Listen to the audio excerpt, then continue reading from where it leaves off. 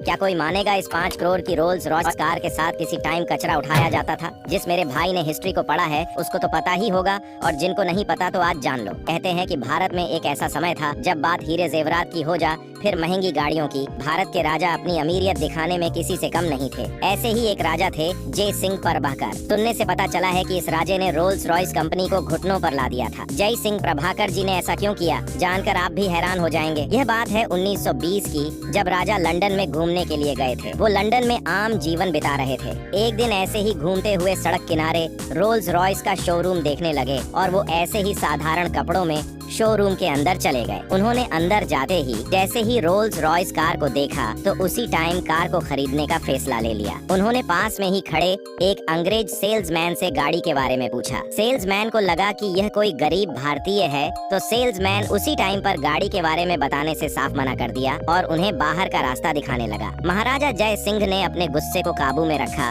और चुपचाप वहाँ से बाहर आ गए, क्योंकि वो अपने इस अपमान का बदला अपमान के जरिए ही लेना चाहते थे। उनके मन में एक ही बात चल रही थी कि उन्होंने रोल्स रॉयस को सबक सिखाना है। फिर वो अपने असली रूप में आए और शोरूम को खबर दी कि अलवर के महाराज यहाँ गाड़ी खरीदने आ रहे हैं। दोस्तों, उनके आगे हर किसी ने अपना सिर झुकाया और उन्होंने आते ही सीधा 7 रोल्स रॉयस गाड़ियों का ऑर्डर दे दिया और सभी कारों का दाम कैश में चुकाया। इतना ही नहीं, उन्होंने गाड़ियों को सीधा भारत अपने राजमहल में भेजने के लिए कहा, और साथ में उस घमंडी सेल्समैन को भी। शोरूम वाले इतना बड़ा ऑर्डर मिलने पर खुशियां मना रहे थे, जबकि महाराजा का असली खेल तो अब शुरू होने वाला था। गाड़ियां जैसे ही भारत लाई गई, उन्होंने सभी गाड़ियों को नगर पालिका को दे दिया और कहा कि आज से शहर का सारा कचरा इन्हीं गाड़ियों से उठाया जाएगा। इतना सुनते ही वो सेल्समैन के पैरों के नीचे से जमीन खिसक गई। ऐसे काम शुरू हुआ, यह खबर जंगल की आग की तरह हर जगह फैल गई। हर रोज नगर पालिका के लोग इस गाड़ियों को कचरे से भरते थे, जिसको देखकर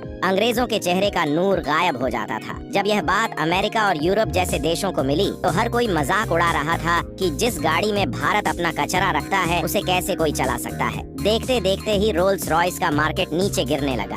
महाराजा इस पूरे नजारे का मजा ले रहे थे। थोड़े दिन बाद कंपनी की तरफ से उन्हें एक पत्र आया, जिसमें रोल्स रॉयस ने उनसे माफी मांगी और कहा कि वो उनकी गाड़ी से कचरा उठाना बंद कर दें, और साथ में ही नई 6 रोल्स रॉयस गाड़ियां देने का भी वादा किया। खैर छोड़ो, चलो दोस्तों, अब गाड़ी की रेस्टोरेशन की ओर चलते हैं। सबसे पहले एक फॉर्कलिफ्ट मशीन की मदद से यह भाई कार को अपने घर ले आता है। फिर कार में गिरे हुए कचरे को कार से बाहर निकाल देता है। इसके बाद चारों टायर्स में हवा भर देता है। आगे चल के इलेक्ट्रिक स्क्रू ड्राइवर मशीन की मदद से चारों विंडोज को कार की बॉडी से अलग कर दिया जाता है। फिर गाड़ी की डिग्गी के बोनेट को खोला जाता है। इसके बाद खराब हुई शीट्स को एक एक करके गाड़ी से बाहर निकाला जाता है। फिर आगे चल के डैशबोर्ड के सभी छोटे बड़े पार्ट्स को एक एक करके खोल दिया जाता है। जंग की वजह से जाम हुए पार्ट्स को वेल्डिंग की मदद से काट दिया जाता है। खराब हुए मैट को गाड़ी से बाहर निकाल दिया जाता है। इलेक्ट्रिक स्क्रू ड्राइवर से आगे वाले दोनों लाइट्स को खोला जाता है। फिर गाड़ी को ठंडा करने वाले रेडिएटर को खोला जाता है। सभी खराब हुई वायर्स को काट कर कार से बाहर निकाल दिया जाता है। दोस्तों,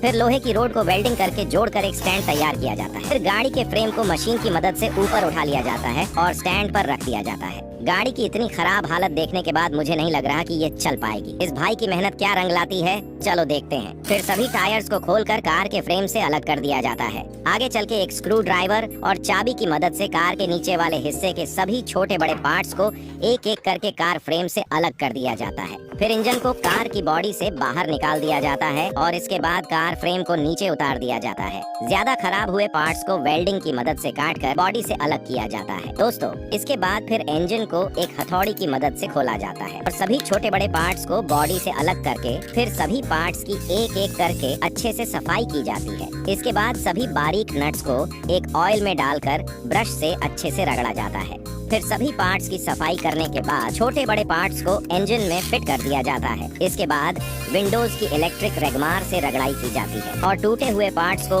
वेल्डिंग करके ठीक किया जाता है। विंडोज पर एक स्प्रे मारने के बाद रॉ मटेरियल का अच्छे से लेप किया जाता है। फिर एक चमकदार रेड कलर की स्प्रे कर दी जाती है। दोस्तों, बाकी बचे बॉडी फ्रेम की अच्छे से रगड़ाई करने के बाद सभी पार्ट्स पर पेंट कर दिया जाता है। अब लगभग सभी पार्ट्स रिस्टोर हो ही चुके हैं, लेकिन आगे बढ़ने से पहले रुक जाओ बेटे। अगर कोई लड़की इस शॉट में डांस कर रही होती तो तुम सब खुशी खुशी लाइक और सब्सक्राइब कर देते, लेकिन आज मेरे लिए नहीं करोगे क्या? और कमेंट में मेरे स्वामी श्री राम का नाम भी लिख देना। तुम्हारा आगे का टाइम अच्छा आएगा। सभी पार्ट्स को एक एक करके कार की बॉडी में अच्छे से फिक्स कर दिया जाता है। दोस्तों, जैसे आप देख ही सकते हैं, भाई की मेहनत रंग ले ही आती है। ये गाड़ी इतने सालों के बाद एक बार फिर से दौड़ने के लिए बिल्कुल तैयार हो चुकी है। दोस्तों, अगर आपको यह वीडियो अच्छी लगी हो तो वीडियो को लाइक, कमेंट और अपने दोस्तों के साथ शेयर जरूर करना, और साथ ही चैनल को सब्सक्राइब, पेज को फॉलो करना मत भूलना, क्योंकि हम आपके लिए ऐसी ही अच्छी अच्छी वीडियोस लाते रहते हैं।